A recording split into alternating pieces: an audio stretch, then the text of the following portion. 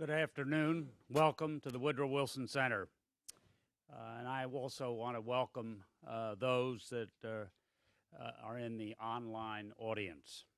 I'm Mike Van Dusen, Executive Vice President of the Woodrow Wilson Center. Jane Harmon, the Center's President and CEO, is in Cairo, Egypt today, observing the presidential elections there, and regrets very much that she could not be here to attend this important national conversation. I want to acknowledge the presence of Ambassador Joseph Gildenhorn, Chair of the Woodrow Wilson Center's Board of Trustees, and his wife, Alma Gildenhorn, Wilson Council President Sam Donaldson, who I believe was in the back, and Sam, we can... come on.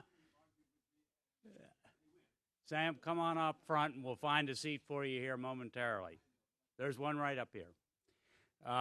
And former trustees of the center, I believe Bill Coleman is here, and maybe Iggy Sanchez.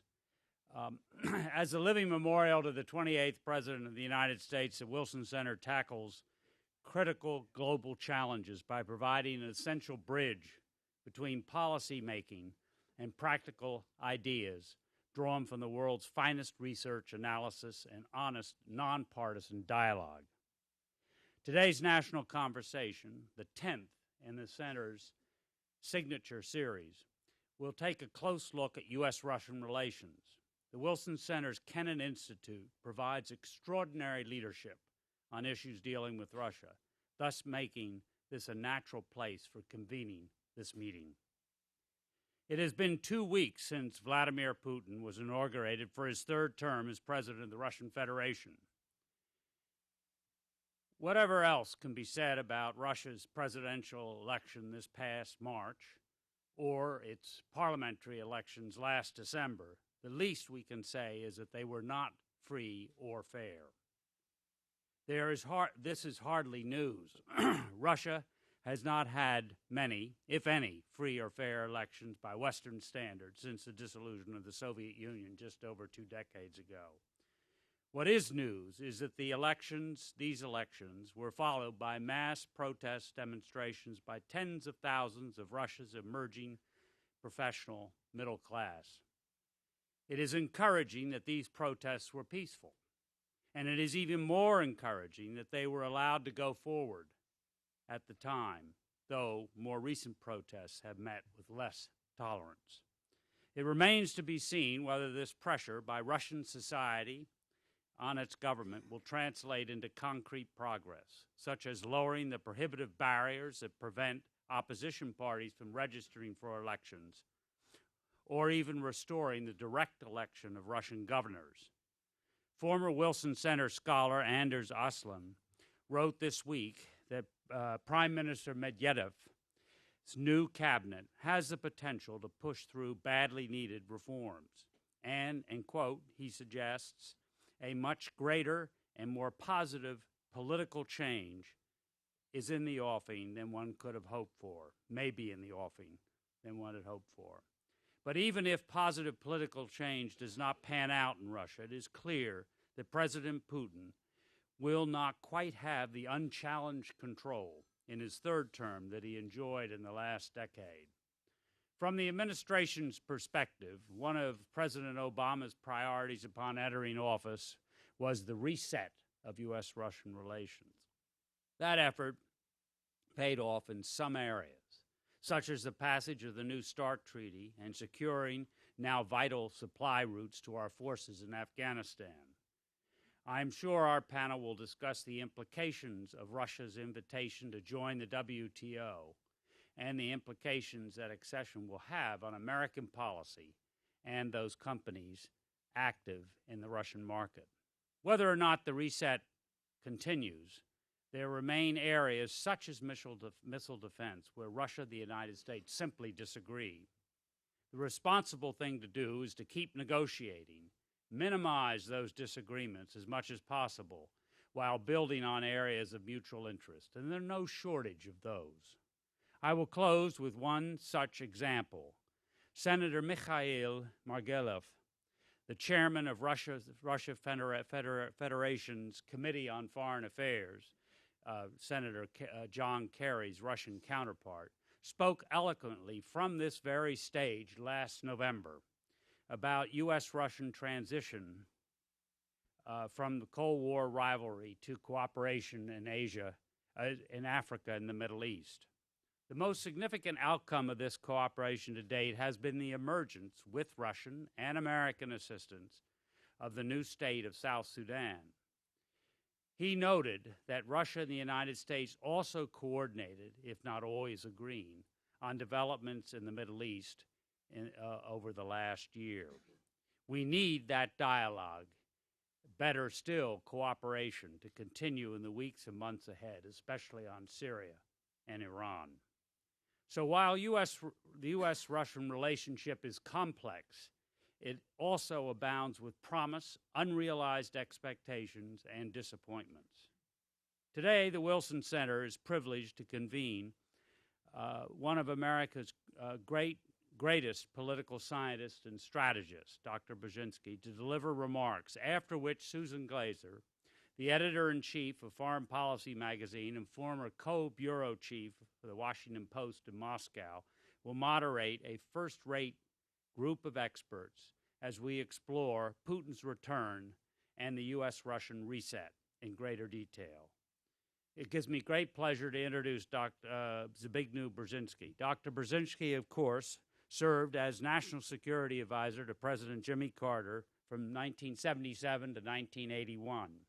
During his term of office, he managed the normalization of relations with the People's Republic of China and the severing of diplomatic ties with the Republic of China, the signing of a second Strategic Arms Limitation Treaty, SALT II, the brokering of the Camp David Accords between Israel and Egypt, the transition of Iran from an important U.S. client state to an anti-Western Islamic republic, the encouragement of dissidents in Eastern Europe, and emphasizing certain human rights in order to undermine the influence of the Soviet Union.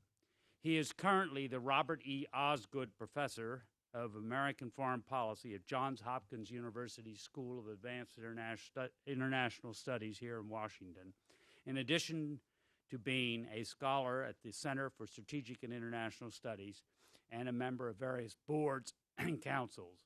Dr. Brzezinski, we are honored to have you here today and grateful that you agreed to take part in this discussion and open it up. The floor is yours.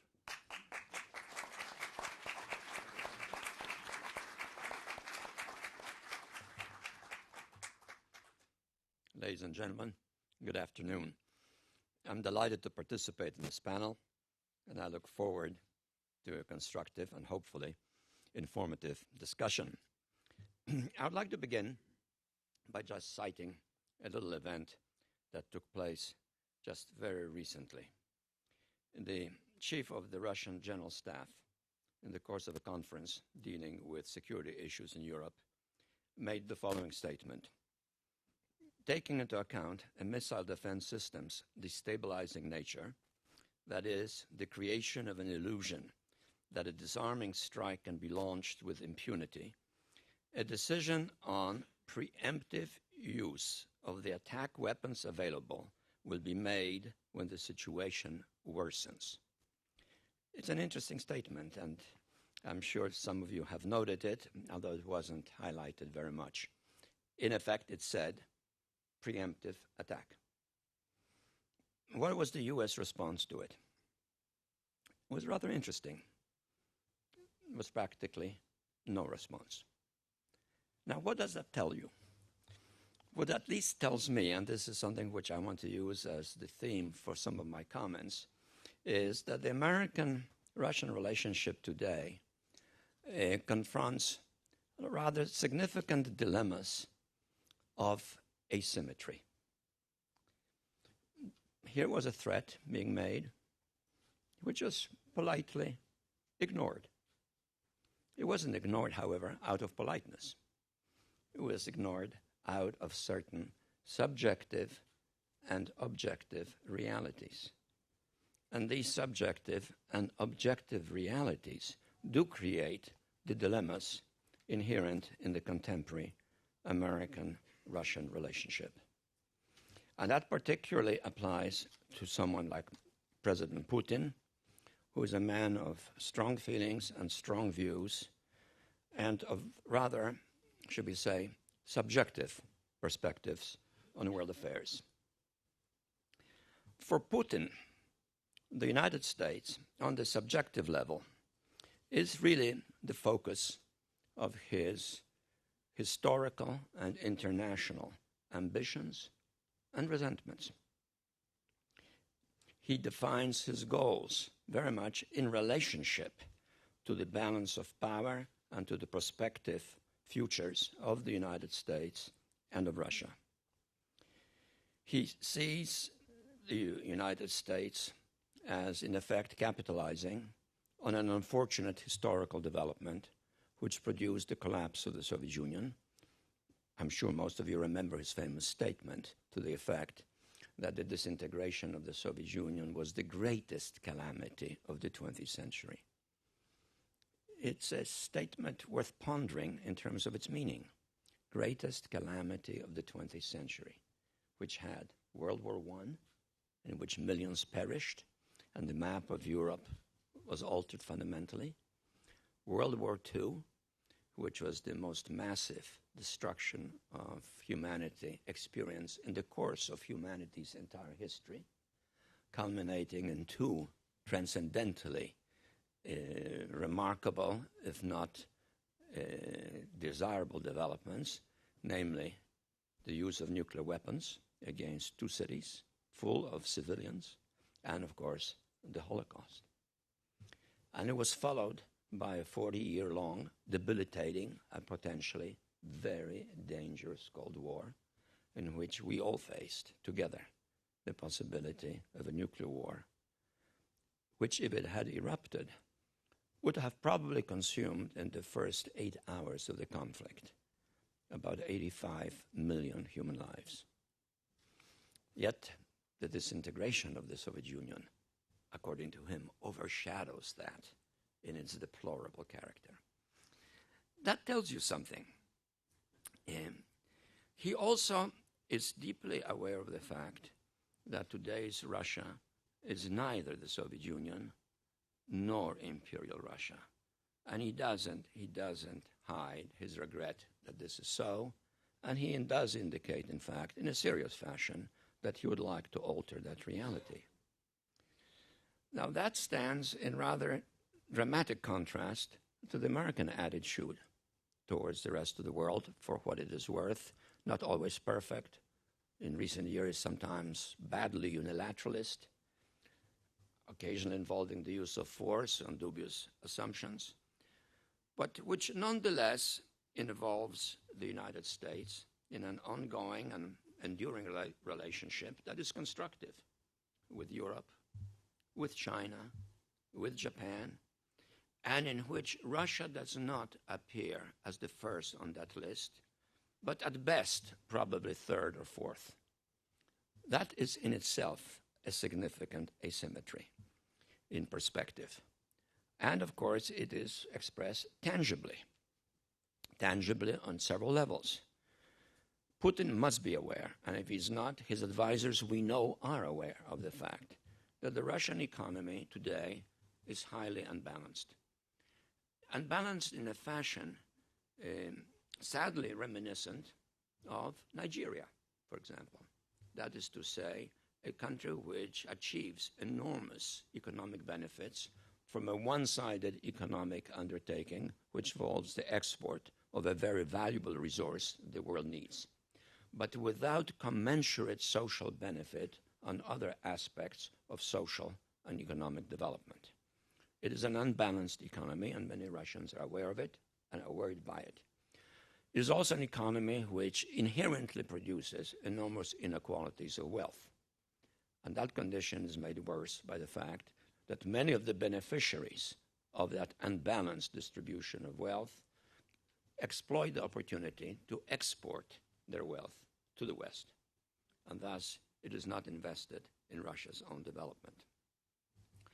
He's aware of the fact, certainly, because he has indicated this, that politically, Russia is not in a very favorable position its relationship with the West is mixed and tenuous, but certainly not free of tensions and anxieties, particularly insofar as Russia's Western neighbors are concerned.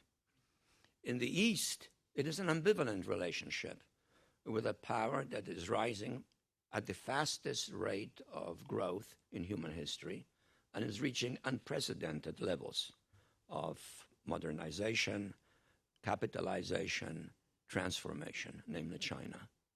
And China, highly overpopulated, is right on the edge of the least populated part of this huge Russian territory, which suffers from uneven economic development, which suffers from a demographic decline, from internal movement of people from the East to the West, all of which, of course, has geopolitical consequences. These are the kinds of concerns that Putin must be sharing with some of his associates and must galvanize his perspective on the world and on the United States. What is his remedy? What is the remedy that he's currently propounding most energetically? A Eurasian Union. A Eurasian Union which in some respects is meant to be eventually something comparable, perhaps, to the European Union, hopefully free of some of the internal tensions of that European Union, something that will elevate Russia again to what disappeared as a consequence of the collapse of the Soviet Union. The problem with the Eurasian Union, however, is that there are no evident candidates yearning for membership in such union. The leaders of some of the countries have no choice but to pay lip service and indicate a willingness to participate in this venture, but with an evident lack of enthusiasm. The most important candidate for membership is obviously ambivalent, Ukraine, maneuvering as best as it can to avoid anything that ties it down and limits its national independence. So the Eurasian Union does not hold too much attraction for its would-be candidates. And in addition to that, of course, on the edges of contemporary Russia, there are countries regarding which Putin really harbors serious reservations and personal animus for its leaders, and that's particularly applicable to Georgia. In brief, you have a geopolitical setting of ambiguity, uncertainty, high expectations, but low probability of success of their achievement. On the other side of the ledger, particularly with his preoccupation with the United States, you have a country which has serious economic problems, but in-system problems, which it is possible to anticipate a constructive resolution, provided the country pulls itself together, overcomes its political gridlock, deals with some of the problems that have surfaced, none of which are trivial, but all of which are susceptible to resolution in the event of an intelligent national policy and a great deal of political will at the top. The issue is not resolved, but in any case, it is not a situation in any way comparable to that which the Soviet Union faced or which contemporary Russia confronts. It is also a country which, in spite of the loss of some of its legitimacy in the last 10 to 15 years on the international scene, particularly in the wake of, in my judgment, the unfortunate U.S. initiative vis-à-vis Iraq, a war initiated on the basis of false assumptions in 2003, is still a country which musters a great deal of international support. The United States has solid relationships with Europe, precisely to the west of Russia.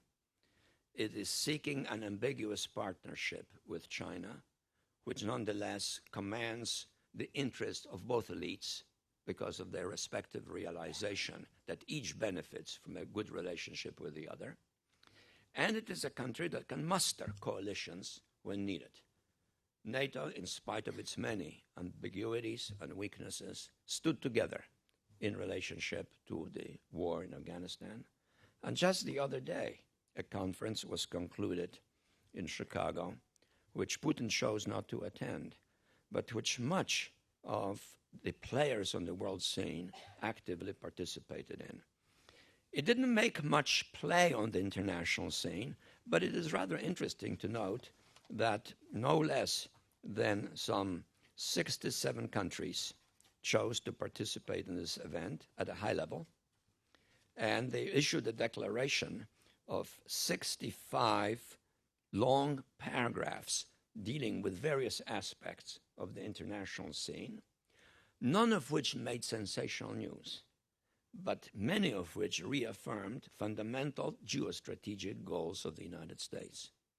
For example, it wasn't much noted that one of the statements in it affirmed the intention of NATO to include Georgia in its membership, and affirmed it very explicitly. It stated, once again, the interest of the alliance in promoting a missile defense system. It expressed the hope for a positive relationship of cooperation with Russia, but without too much excess or exaggerated expectations. It was a statement which, in effect, reaffirmed the collective interest of NATO members, 27, all of whom attended, and of the 30 other countries represented at the meeting at a high level, in an alliance which America leads and which provides the sinews of international stability and security. The contrast in that setting with the situation in which Putin finds himself is striking. And it is developing a debate in Russia, a debate which is, first of all, significant regarding the issue itself, because it addresses a key question: what kind of a Russia should be on the global scene, what Russia should be seeking on the global scene, but it also reflects the fact that there is an increasing public opinion in Russia that begins to articulate itself, even if it doesn't exercise decisive power. In connection with Putin's project for a Eurasian Union, I read, for example, the text of a debate between two Russians who had views on the subject, and whose views I'm sure most of the members of the panel are familiar with, and probably many of you as well. One is Dmitry Trenin, who commented to the Russian press on this notion of Putin, and was quite explicit in saying that empires are costly and futile projects, that Russia is in no position to be seeking it. It has to bear in mind the fact that it only accounts for about 2% of the global GNP, and which he says is way below the economic weight of the European Union, the United States, or China. And he goes on to say, Russia is not able to attract more support from others. The ability to attract others is what counts nowadays, not the ability to destroy them. A very pertinent allusion to the fact that Russia is a world power in one dimension only. Of course, military power, nuclear weapons. But it is not a dimension that can be used effectively for political objectives. It is a last resort capacity, which makes others pay attention to you. And this is why the United States does pay attention to Russia. But it doesn't give you the ability to mobilize, to influence, to change political conditions. So it's a residual last resort power. But if the other aspects of power are missing, then the prospects of achieving grand objectives are very limited. But to be sure, Putin does have support. In the same publication, which was Kommersant, I believe that's Berezovsky's paper, I think, isn't it? You know, well, Kommersant, whatever it is, it's rather respectable and widely read. Another Russian scholar appeared in support of Putin's point, and his argument was rather interesting. He said that the imperial project is the only endeavor that will enable Russia to survive. And he argues most Russians will definitely go for it, and that this eventually will have an appeal. It is a statement which, on the one hand, affirms the reality of isolation, and therefore the necessity of seeking something grand, but then reaches levels of ambition which really are quite unrealistic. This particular supporter of Putin's, who was matched against Trenin, goes to say that Russia eventually will create a Eurasian Union. The geographic scope he doesn't explain, but he defines precisely. A Eurasian Union from Scotland to New Zealand, which is, I think, a good way of summarizing a project which is ultimately not particularly realistic. Well, this asymmetry of both objective and subjective realities affects very directly the nature of the American-Russian relationship. For Russia, it is inevitably the central relationship. It is a central relationship infused with a great deal of envy, resentment, but also realism, that there is no choice but to work with the United States if the United States is also prepared respectfully and responsibly to work with Russia. But it is a relationship which defines the largest scope of Putin's perspective on the world. For the United States, that relationship has been well summarized by the word reset, which is not a particularly clear definition of content, but does give you the sense of its essentially tactical nature. Reset comes from computers. You reset the computer not as an act of great strategic significance, but as a tactical necessity to make the computer responsive.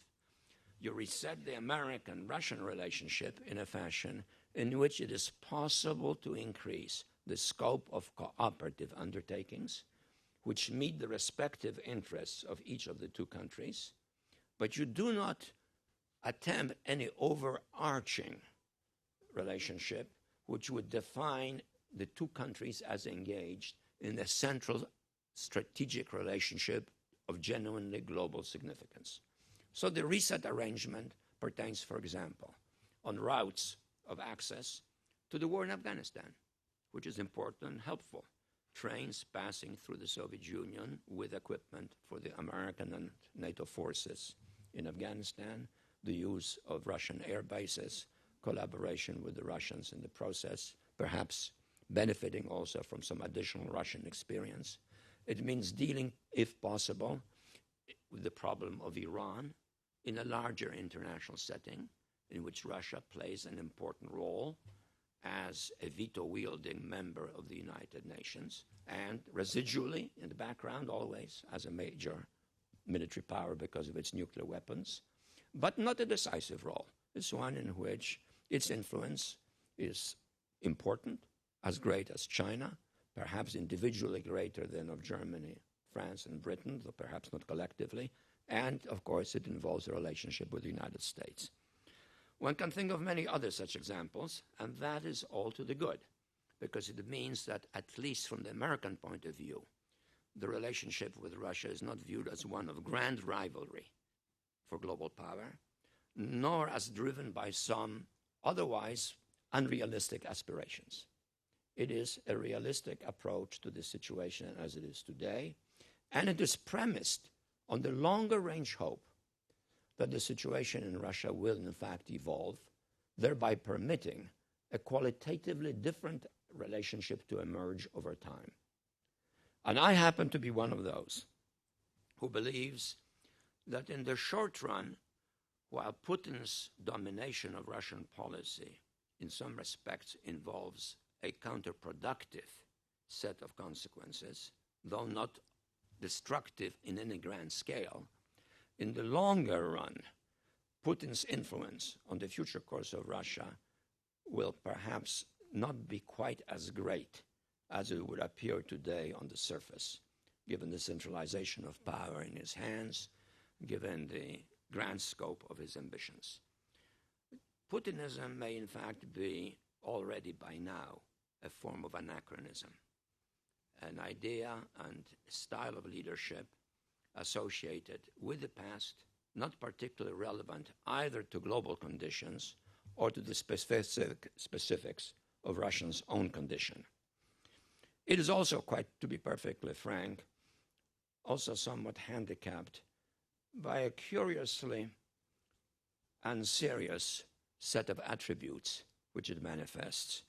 There is a comical, posturing aspect to it that somehow lowers its seriousness. And one of the interesting symptoms of the emerging political life in Russia is that these aspects are becoming the object of political satire. And political satire is a major symptom of the existence of an authentic political life. The fact that Putin likes to appear in dramatic postures, such as riding a horse bare-chested and so forth, swimming the butterfly style, refueling himself, his car, on the opened new highway in Siberia, which the Russian press thereafter shortly revealed that his refueling his own car by hand at the gas station was essentially a false photograph because the gas station had no gasoline. But it generated a photograph. All of that makes one wonder how much historical depth and seriousness there is to his leadership. I was watching his inaugural. Perhaps some of you watched it on television. The scenes with these 2 7-foot-tall soldiers dressed in theatrical uniforms going back to the 18th century, 17th century, with Putin's marching in between them, looking very small but very tough. All of that makes me think of a European political leader whose style at one point was similar personally and whose primary emphasis was on nationalism and historical glory. Who am I thinking of? Mussolini, exactly, Mussolini, including even the preference for black shirts. When Putin meets with his nationalistic supporters, he sometimes dresses completely in black, which I don't think he realizes has certain historical connotations. All of that leads me to the view that in one way or another, the phenomena that we're now observing and today discussing is not going to be an enduring one. It's not going to be a repetition of a prolonged phase of established leadership, not to mention Stalin, but even Khrushchev, even Brezhnev will, in my judgment, have served longer than Putin will dominate the scene. And that is due, in my judgment, to the fact that underneath this superficial political phenomenon that Putin has projected and dominates the scene, a process of change is taking place in Russia. And it involves, most important of all, the emergence of a new middle class in the large cities, not too many cities, but the key large cities particularly. A new middle class which has a new sense of identity, very different from what might be called the traditional middle class in Russia. It is an identity which is international in outlook and in personal experience. Tens of thousands, hundreds of thousands of Russians travel abroad regularly as a matter of routine by now. Scores of thousands study abroad and go back to Russia. Thousands make a great deal of money, which they invest in the West, mostly, in addition to some ostentatious spending. It is a different type of community from what has been traditionally the middle class in Russia, professional, technologically oriented, either apolitical or deeply camouflaged political views because of prevailing authoritarian exigencies. This new middle class is gaining self-confidence and is willing to increasingly to assert itself. And that, too, is a very important aspect of change. What strikes me today about a great deal of what I observe in Russia, and of course even of some short visits, but looking at it on a continuing basis from outside, is the fact that for the first time in Russian political history, the element of fear, of individual fear, is gone. And that is new. That is new. Because while Russia historically, culturally, artistically, philosophically is a part of the West, it was never a part of the West politically in any genuinely enduring fashion. Fear was the dominant characteristic of the political processes in Russia, hierarchy and subordination, its self-expressions. Today, that fear is gone. When a young man can go to the Red Square and stand in the middle of it, holding up a placard on a stick in which there are prison bars drawn, and behind them is the face of Putin, is telling us something of really great significance, that the sense of political jeopardy is now relatively minimal. Yes, you can be arrested. Yes, you might even get beaten up. Yes, you might get a sentence of some weeks or even a month, but that doesn't alter your life. It doesn't deprive you of your life, as would have been the case not such a long time ago. And that means that with passage of time, the kind of narrow-minded and unrealistic nationalism that Putin has embraced is not likely to be an enduring condition. And that facilitates, on the part of the West, and particularly the United States, policies which should be designed, ought to be designed, and to some extent are designed to facilitate closer contacts with Russia, to facilitate the possibility of Russia's own evolution, which facilitates the recognition by Russia that the best prospects for the development of its huge and potentially wealthy territory, especially in the face of the challenge from the East, are if Russia itself becomes increasingly part of the West. And here there is a particularly important geostrategic relationship between change in Russia itself and change in Ukraine. I have always supported an independent Ukraine because it was my deep conviction that without Ukraine, Russia cannot be an empire. But I do not support nor promote Ukrainian-Russian hostility. On the contrary, I think Ukrainian-Russian accommodation, but of an independent Ukraine in it, is the best way to encourage Russia itself to move to the West. If Russia were to confront a hostile, pro-West, West-integrated Ukraine, it would be much less likely to do so. I do not believe that there is much possibility anymore of Russia reintegrating Ukraine into a single state or some sort of a union. There are too many Ukrainians who are committed to independence, who enjoy their independence, who identify their own personal well-being with independence to make that possible. And hence, Ukraine is an important link in any possible change in Russia in the course of the next couple of decades. Putin theoretically could be in office for 12 years. I'm not sure that he will endure that long. If he endures, perhaps he'll have to change dramatically. And that is not to be entirely excluded.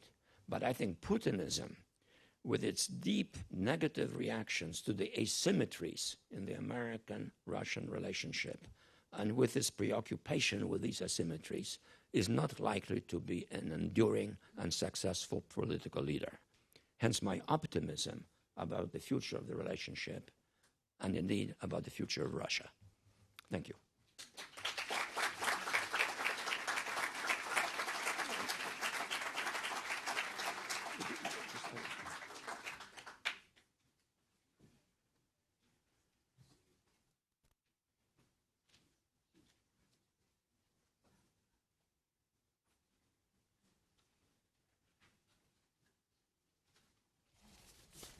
Dr. Brzezinski, I think we could have listened to you describe the future to us with such incredible clarity for a few more hours. So forgive us, panelists. Don't frighten the audience. Well, thank you very much. I'm going to quickly introduce a very distinguished group of panelists because there's so much, I think, that Dr. Brzezinski gave us to unpack and to discuss in this conversation. Just going in order here, we have Blair Ruble, who is the director of the Kennan Institute here at the Woodrow Wilson Center and a longtime expert and author on all of these subjects. So I think that'll be a great perspective to have. Nina Khrushcheva, a wonderful friend of mine, a great writer and thinker on these subjects, as well as the great granddaughter of Nikita Khrushchev. She is an author and a professor in her own right at the New School, and she's a longtime contributor of ours, and I'm delighted to see her here in person, so thank you. And David Kramer, another good friend who is the president of Freedom House, as well as a former senior U.S. official dealing with these issues very intimately on both sides of the fence. So I can't imagine a better group of people to have a conversation, and there really is so much to unpack in what I would say ended in a surprisingly optimistic note after a very profound tour of the horizon of Russia as it is today, and really describing a society that in many ways has been in decline for the 2 decades since the collapse of the Soviet Union, and yet right now clearly is entering a moment of transition if not of enormous change. So I thought that's where we would start our discussion today, which is Putin anachronism. That is sort of the thesis that Dr. Brzezinski's put on the table for us here today. And I'm just wondering what everybody else thinks of that. Blair, what do you think? Well, it's hard to argue with the notion that Putin is an anachronism. But I think there's another question. Is Putin a symptom or a cause? And I think the characteristics that Putin demonstrates reveals an inability of the Russian state for a very long time to come to terms with the challenges of statecraft in the modern era, in which you have complex societies in which different interests need to be managed, not overcome.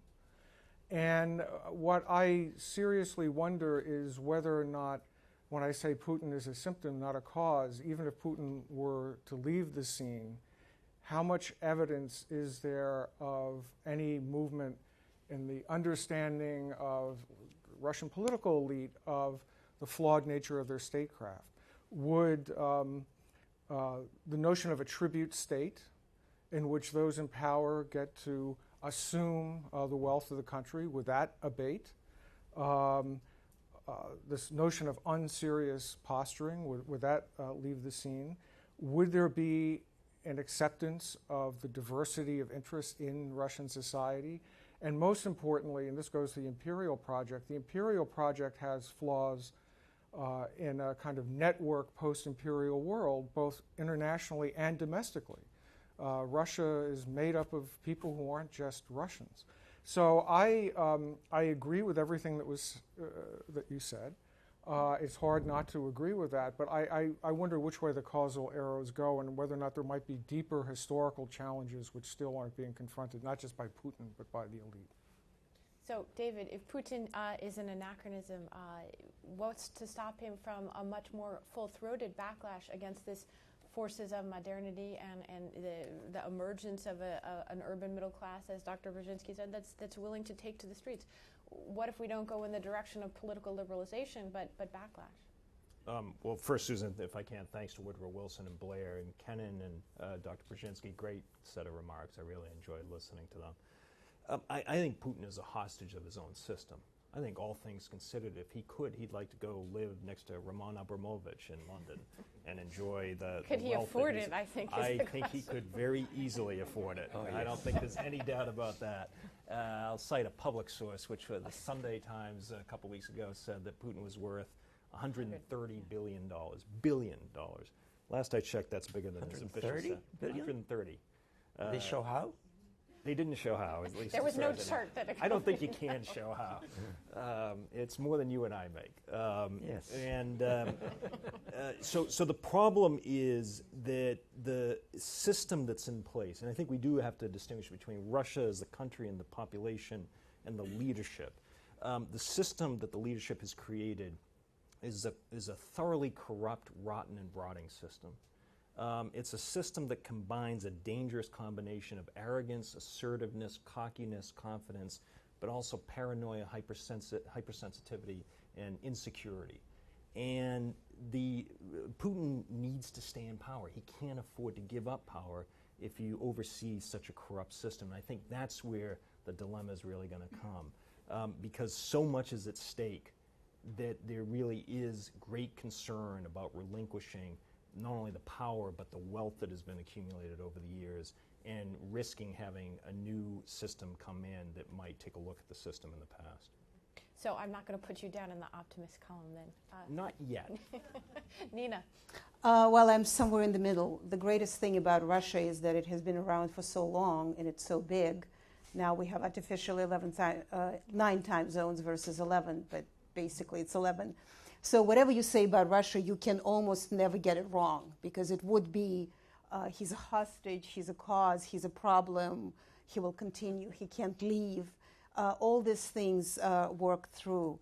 I want to thank Dr. Brzezinski. It was such a poetic speech on politics, that very, very beautiful and very well set forward the problems. I actually, after listening to you, I've discovered that I'm an optimist too, which is very surprising to me because being a Russian and all, this is not a famous trait. This is really not happening to us.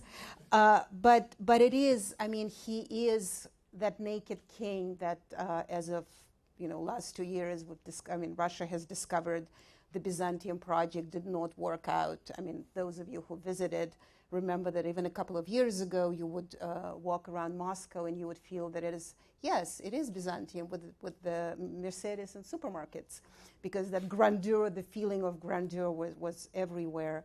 And it's really subsiding.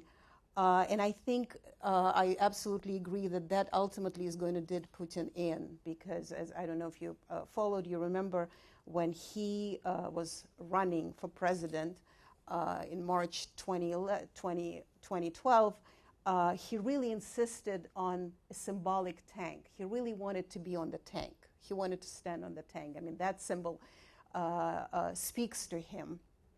And we do know that those countries that really make it are the countries that exercise soft power, not hard power. So it is a question of basically outliving his potential, which he has. The slight danger there, as optimistic as I am, is that Russia can not only function with Putin, cannot function with that system. That system does need to reform, and there is a question to be addressed.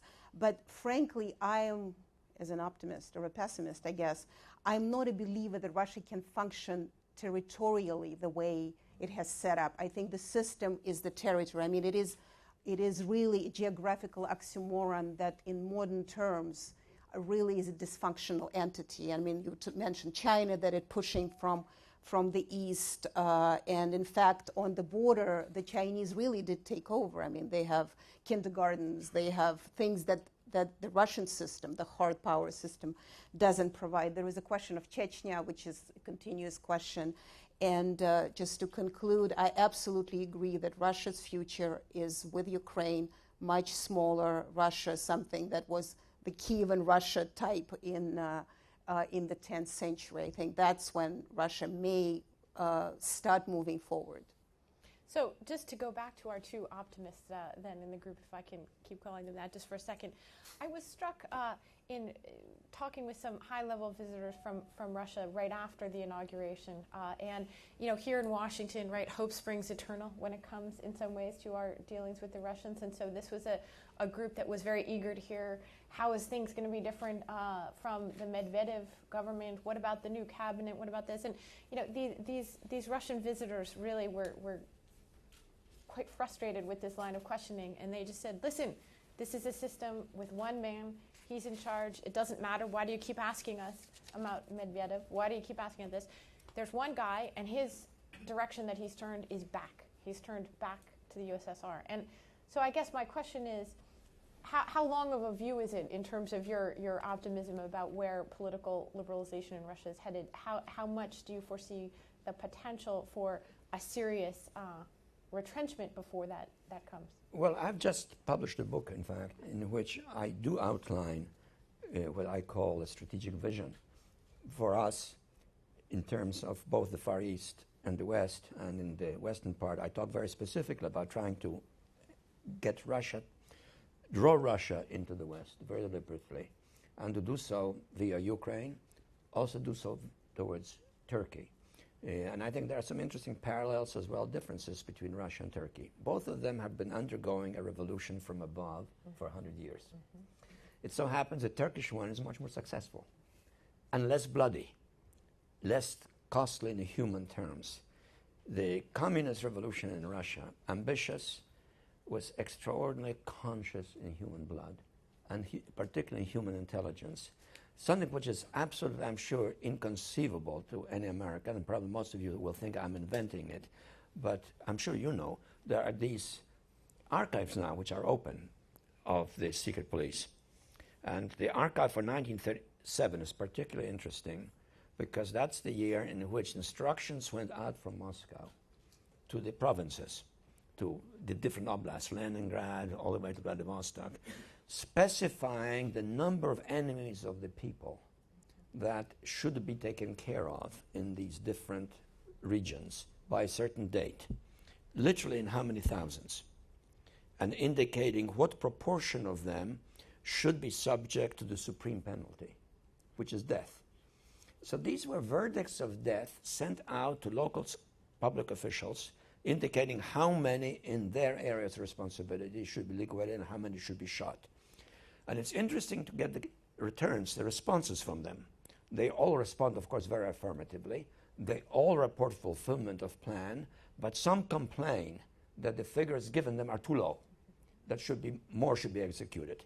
The total number killed in that year, just Soviet citizens and largely Russians, was 750,000 in 1 year. You just think of that. You're talking about 37. Yeah, Yerovshchina. This was a terribly bloody, destructive period of time, and I think Russia still is paying the price for it.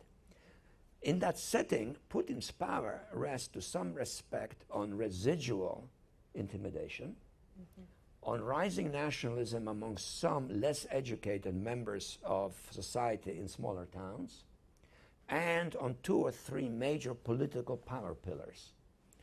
The army, which is still vested very much with the idea of a supreme, powerful Russia, like General Makarov, who makes threats of nuclear war. The oligarchs, who are the beneficiaries of the wealth, particularly from extracting industries, and secret police.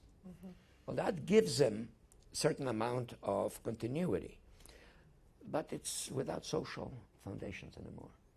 The revolutionary elan is gone. There's a sense of kind of accommodation to reality, compromise, maybe some intimidation, but with it, as others here have said, there's that change in society. So I think at some point he'll either have to adjust or it will crumble. I had some meetings with Medvedev, and at one time, I have to confess, I had the illusion that maybe there was more to him than just verbiage. But he certainly talked a good story. And I met a lot of the people in Moscow, in the think tanks, who were all for him and wanted that change. So there is a residual counter-elite mushrooming in Russia, which is no longer being destroyed like in 1937 in mass executions. And thus, I wouldn't be at all surprised if there was some serious economic difficulty that really begins to hit Russia again. There may be upheavals. And the last question to just ask, because there's no answer to it, might Putin then flip? He might be just intelligent enough to do that, but I wouldn't bet on it personally. I think he's too wedded to a mindset, to an attitude, and I think it's gone to his head. I mean, some of the manifestations of his personal conduct in the exercise of his leadership really show a kind of fascination with himself that literally is, to me, strongly reminiscent of Mussolini. A kind of unreality of power that becomes self-destructive. Well, I must admit that our slideshow of President Putin in his many guises that Dr. Brzezinski has described is incredibly popular because there are so many different poses that you gave us just a brief snapshot of the incredible number of situations that he has manufactured photographs of himself. I know Nina wanted to jump in, and then I want to... I just wanted to say that, trust a Russian. Putin is not going to flip. Absolute power corrupts absolutely. Also, he had a facelift. Yes, you're absolutely right. Exactly, in 2010, and that really did him in. It's what it's called. What is that? Because you really cannot carry that strong... Botox.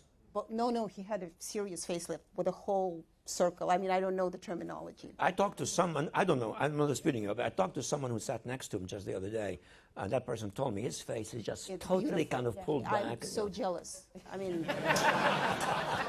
I'm telling you. I think this is also from the Italian dictator playbook. Oh, of course. Could be Berlusconi, yes. Berlusconi, in fact, who was at the inauguration. and he suggested it to him, incidentally, because they both vacation in Sardinia. And so Berlusconi said, look, man, you're not getting any younger.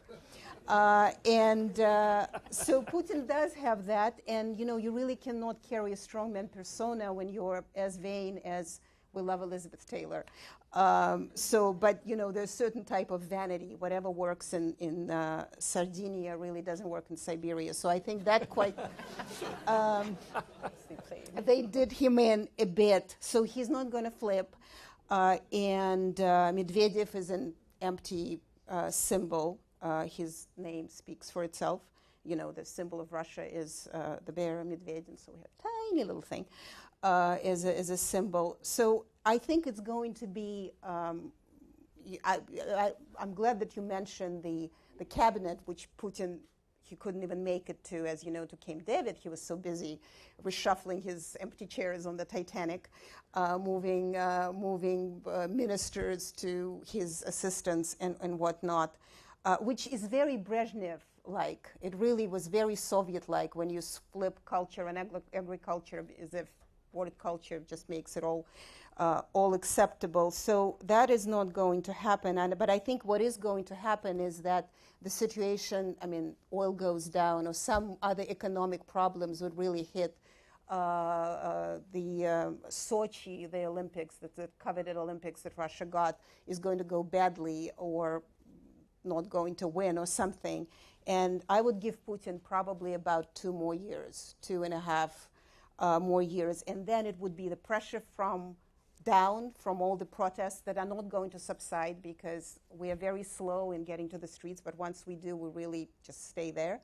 And also from his own oligarchs, from his own KGB military, Sergei Prikhotko, all these people who now are loyal, but Putin is a KGB Soviet system. And as those of you who studied the Soviet Union, there is no such thing as loyalty among thieves or loyalty among those who really run the Kremlin. So I think ultimately he will get squished and move out. Mm-hmm. David, 2 years? Oh, I don't know. I'm not good at making predictions like that, but I would just say 2 things. For those who got excited about the cabinet, they just needed to wait 24 hours, and the positive feelings disappeared when they saw all the people who weren't kept in the cabinet were being brought over to the Kremlin. So the power has shifted, as one, I think, should have expected. It goes where Putin goes. Putin, I would describe as the chairman of the board. He does need the other members of the board to go along with him. And I think while he's the most powerful man in the country, there is a tendency to exaggerate his strength. Yes, the Pew poll that came out shows that there's a 72% favorability rating for him. But at the end of the day, he can't control the country. He has to send people from Moscow to rein in protesters out in the Far East who were protesting against duties on foreign cars. He has to bring in forces from the Caucasus in case the situation in Moscow gets out of control. He can't rely on the people in Moscow. And in Moscow, his numbers are way below 50%. So he's I think, in a pretty fragile situation. But just in terms of whether he can flip or not, I would just look at his appointment of the presidential envoy for the Urals. He picked a guy who is a plant manager in a tank factory, who called into his talk show, a call-in show last December, saying he would bring his buddies to control the situation in Moscow last December. That's his qualification for the job. And I think it sums up what Putin views as the most important criteria for positions in the government, and that's loyalty to him. And it doesn't matter whether you're competent or free of corruption. So, Blair. Yeah, I just wanted to say this is one of the fundamental problems. How serious is a guy who appoints somebody? That to me was also a real marker, which people here didn't pay any attention to, maybe because the position isn't that important. And this gets in the whole challenge of tossing around terms about optimism and pessimism. Mm-hmm. Nina was optimistic, and then she just said, well, Putin's going to leave in 2 years. Maybe that's the source of the optimism. But it, if you enter Russia through Russian society, there's every reason to be optimistic. It's dynamic. It's full of really smart people. Russian theater is going through a renaissance. It's maybe the most interesting theater in the world right now. All of this is true. It's also true that Alexander Gerson wrote beautiful ideas in the early part of the 19th century. The Russian problem is somehow connecting all that one can be optimistic about with a political system which has never demonstrated a capacity to connect with that social and cultural wealth in the society. And for all the reasons that we have, my other colleagues have mentioned, it's difficult to see Putin playing that role. And then if he really is Mussolini, well, that didn't end particularly well either. Exactly. And so how do you get from here to a brighter future? And this goes back, I just want to underscore something that Professor Brzezinski pointed to.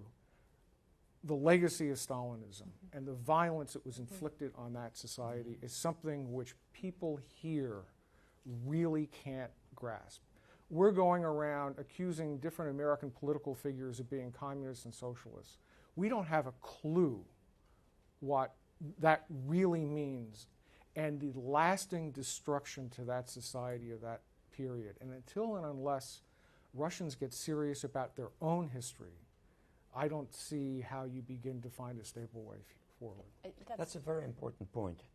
You know, the interesting difference between Germany and Russia is very much related to that.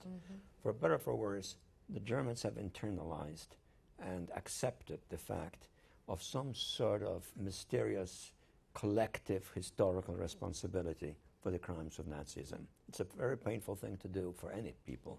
The Germans have done it, and they're deeply aware of what happened, factually even. And as a result, German democracy is quite strong. That has not yet happened in Russia. Stalin has been denounced formalistically, although he is still buried in the wall of the Kremlin.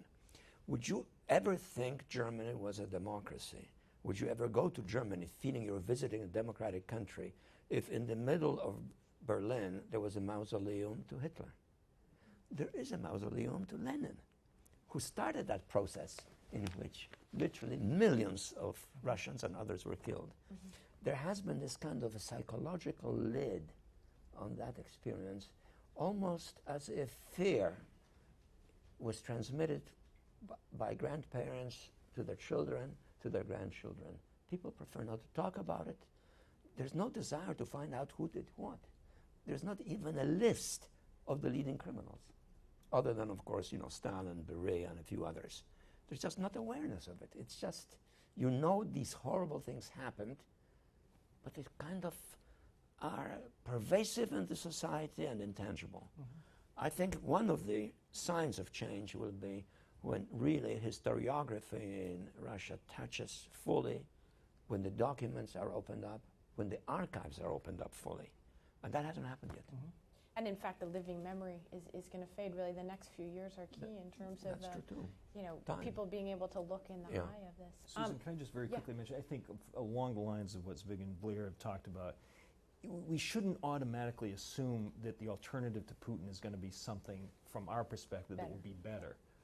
I'm worried about somebody like Dmitry Rogozin and the nationalist, and by nationalist I mean ultra-nationalist streak, and which is xenophobic, racist in Russia. We can't rule out that kind of scenario may come to power instead of something more Western-oriented and liberal-minded. I certainly hope that won't be the case. Or it could be a transitional phase. In other words, you know, Putin's lack of success leads to a more intensified nationalist leadership, which then later evolves or fragments into something more democratic.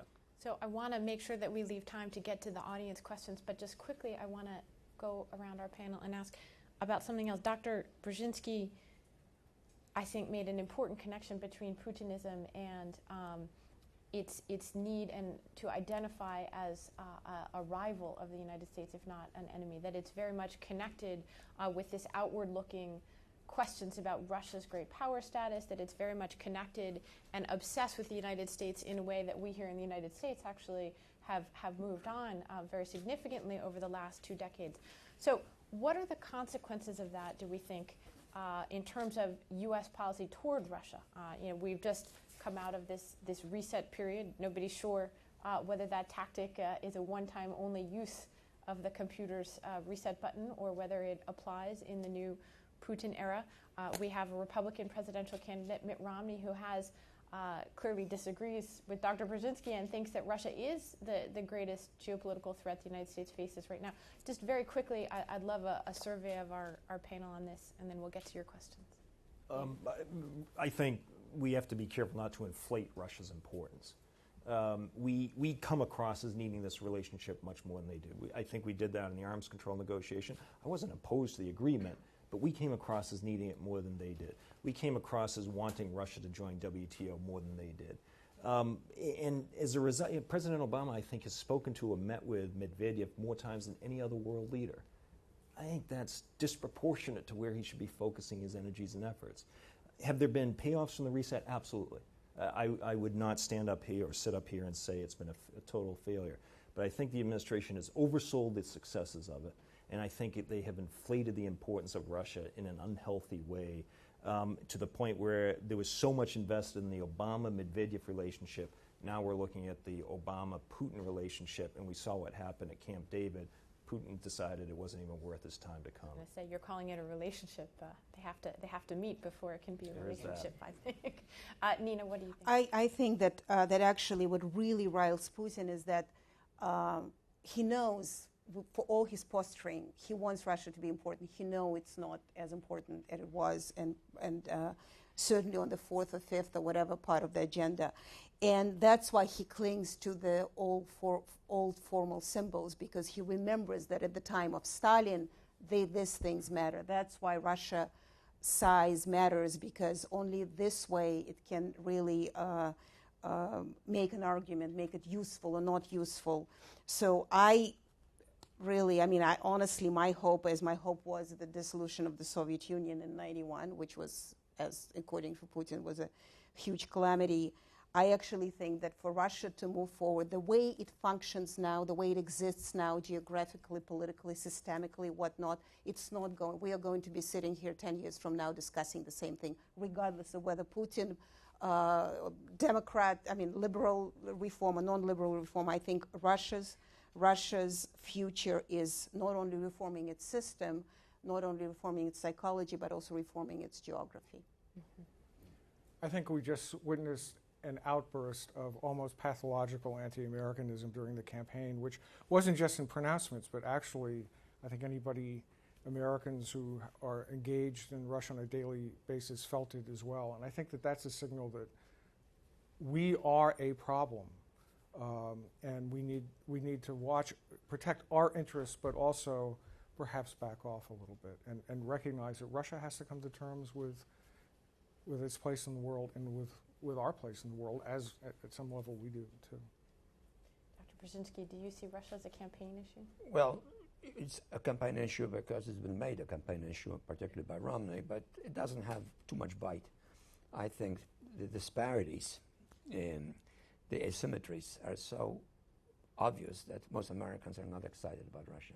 Mm-hmm. And I don't think they really were particularly taken by Romney's definition of Russia as the number one geopolitical enemy of the United States. I agree with David's formulation of our sort of posture towards Russia. It should be one, we want a good relationship. This relationship, in fact, is more needed by you than by us, though on some specifics it has to be based on equitable shares of commitment, such as, for example, Afghanistan. The Russians are obviously helping us, but if they don't help us, Afghanistan will come to Russia. In other words, it will spread from Afghanistan into Central Asia. There's 30 million Muslims in Russia and so forth. So there's a Russian interest. I think the way he defined the relationship is just right. I would just merely add one more to it. I think we do need to articulate occasionally a kind of a longer range vision of Russia in the future. That is to say, a Russia that does become democratic, Russia that becomes then part, in some fashion, of the European Union, not necessarily as full member right away, but of the European Union, in which you are part of a larger society, in which you can travel freely, in which you can work freely, a society which then can help Russia populate the Far East. I can envisage in that context a situation in which 30 years from now, there will be a lot of Spaniards or Englishmen or Germans or Poles living in Vladivostok. Still a Russian city, but a cosmopolitan city. I can envisage the positive consequences this would have for Europe. Remember, America had a lot of dynamism because of the Go West vision, the opportunity, the unlimited opportunities of the West. The same would be true for Europe, with Russia in Europe, and beneficial to Russia. One has to offer that more explicitly so that the Russians begin to understand that a good relationship with the West doesn't mean the dismemberment of Russia. It means the inclusion of Russia. There was one point that you made earlier, though, on the time zones, which sort of, and its relationship to centralized Russia, which also is important in my own mind. I have said this many times, and I have been accused by the Russians, therefore, of wanting to dismember Russia. I once had an article in Foreign Affairs in which I had 3 sort of major units for Russia: Far Eastern, Central, and Western. My point was very simply this: Moscow, historically, has been a parasitic elite city for Russia, dominated by foreigners. Most rulers of Russia have been foreigners and non-Russians, and most of the elites of Russia have been non-Russian: Prussian, Baltic, Polish, Latvian, Jewish, Caucasian, Caucasus, and so forth. I think a decentralization of Russia so that the Far East can benefit from its proximity to Korea, to Japan, to China. Similarly for the West, Scandinavia and the West, etc. The center would be where it is, maybe towards the south, towards India and the Indian Ocean, in terms of opportunities for development. This is not dismemberment of Russia. This is opening up Russia to diversity, and it's creating opportunity for Russian talent to really explode. Today you cannot, for example, build anything in Vladivostok without permission from Moscow. And the elite living in Moscow is a parasitic class that lives infinitely better than most Russians on the average, because it gets all the benefit of centralization and none of its costs. The costs are paid by the people in the provinces. And that, I think, is crucial structurally. And again, that's something we can talk to the Russians intelligently now, because there are more and more Russians that are beginning to understand that. I meet periodically with groups of Russian students that come to this country. And I've lately asked them something I used to ask them before, for which they wouldn't give me an answer. How did you vote? Mm-hmm. They all tell me individual in front of each other how they vote. And I ask them, what do you think about centralization in Russia? They're beginning to understand that, especially when it's related to the American experience. If you tell them California wouldn't be what it is today if it couldn't make decisions about itself and the Pacific, and the East Coast wouldn't be what it is today if it couldn't do so towards Europe, and Miami wouldn't be the same if it couldn't orient itself to Latin America. They begin to understand how Russia can, should, and I hope will transform itself. You're describing those big a Russia that needs to be founded in rule of law and respect for human rights, and the current leadership shows utter disdain for both of those things. And as long as it does, our ability to develop a strategic relationship will be inhibited. We'll never. I agree with that. I agree with that. But we have to foster an attitude. Off of the vision. No, I agree. Yeah, in which that becomes increasingly something that's Russian. Right. Yeah. Okay, we have time probably for 1 or 2 quick questions. We have a microphone here somewhere. Andre, and then we'll get someone here in the front.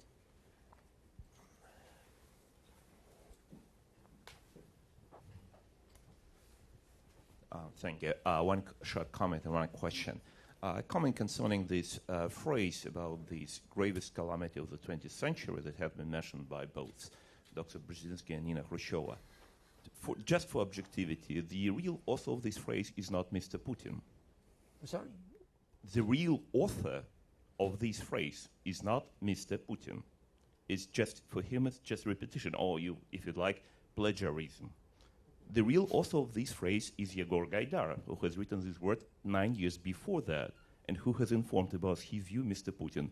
And Mr. Putin repeated this statement in this phrase in his Union of the Russia address in year 2005. Just it would give you slightly some kind of wider understanding that it's not only the problem one person, regardless how strange or special he is, but of a group of people who have very similar views of Russia and the world around Russia, and about the people who are actually running the country as a corporation for the last two decades. But my question is slightly different. Just a lot has been said about legitimacy or illegitimacy of Mr. Putin being for the third time as the president of the country. Not much, or actually nothing, has been said about legality, or more correctly, illegality, because according to the Russian constitution, the third term is illegal for the president.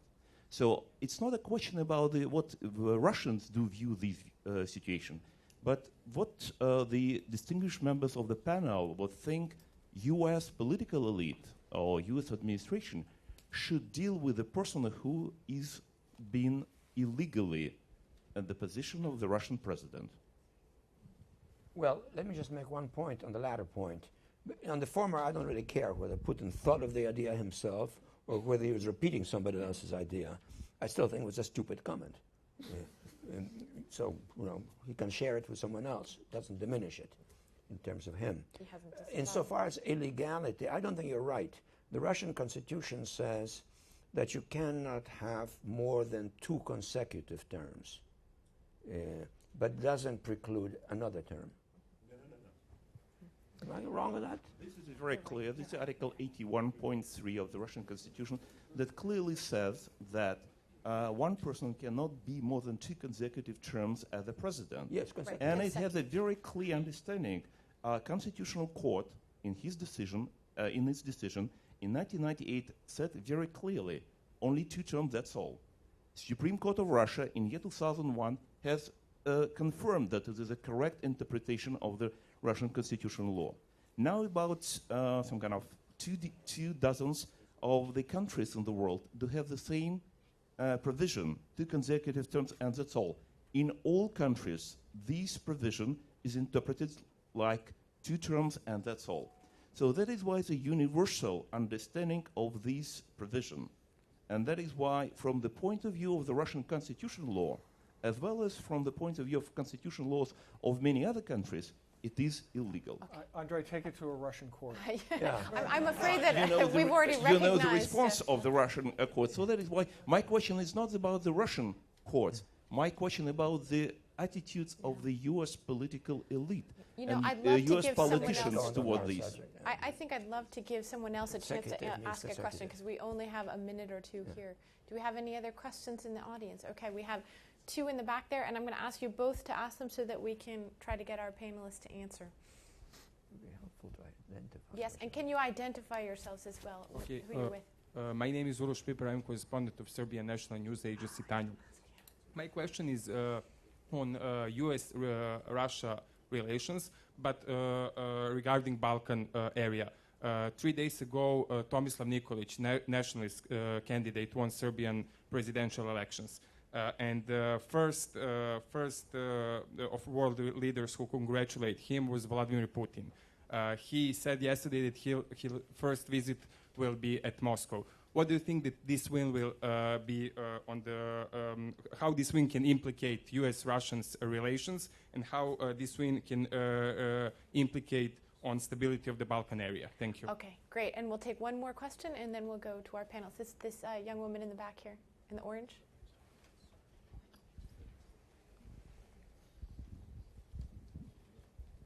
Thank you. I'm Mary Kate Nevin from General Electric. I was wondering if the panel could reflect on trade policy specifically, PNTR in particular.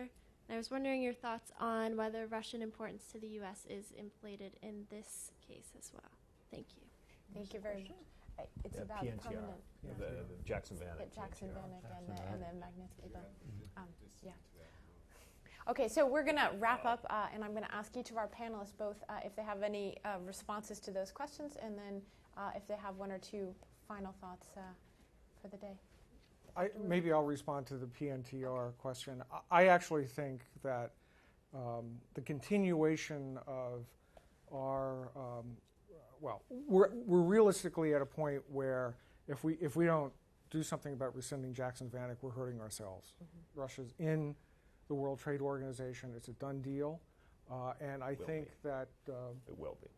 It will be, but it essentially is, and we're now talking about inflicting damage on ourselves. I also think we have done grave harm to our reputation in Russia by continuing to circle the wagons around a provision where even the authors of the bill have said the problem it was meant to address has been solved. And finally, if we really want to encourage the kinds of modern developments we've been talking about in Russia, this does, in a small way, empower some of those forces by having Russia subject to an international regime, legal regime, and trade regime. So I think this is a problem for us to get on with.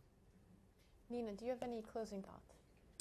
Closing thoughts. I think the question of Serbia is a very important one, because that really they can form their own Eurasian Union with pan-Slavic flair to it.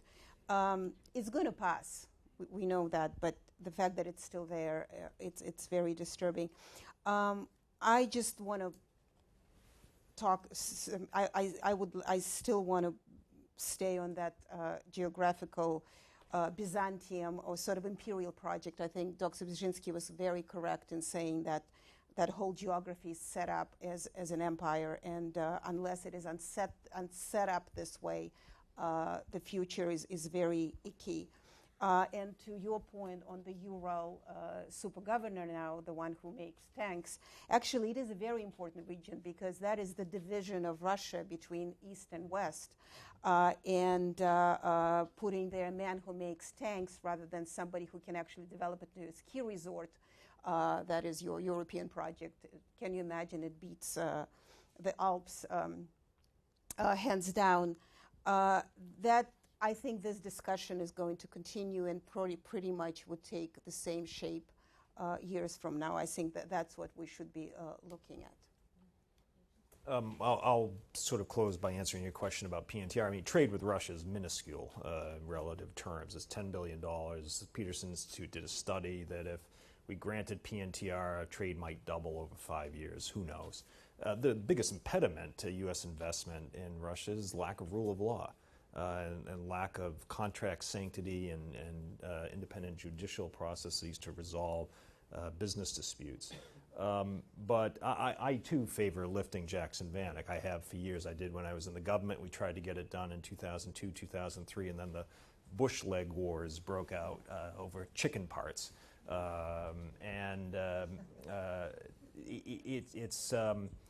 So lifting Jackson-Vanik is fine. But I'll use this and close by getting on my hobby horse, which is I want to replace it with the Sergei Magnitsky Act. I want legislation that addresses current-day Russia's gross human rights abuses. And now in both the Senate and the House, there is legislation to do that, to go after Russian officials guilty of gross human rights abuses, including the murder of Sergei Magnitsky, the 37-year-old lawyer for Hermitage Capital, who was denied treatment in a prison and left to die and then beaten right before he died. It would deny visas and impose an asset freeze on these officials. And the reason this is important is because, and you said this earlier, Russian officials don't keep their ill-gotten gains in Russia. Capital flight last year was $84 billion. It's already $42 billion this year through April. It means that Russians put their money where they know it's safer and it's not prone to corruption and thievery inside Russia. That means they're vulnerable to this kind of legislation.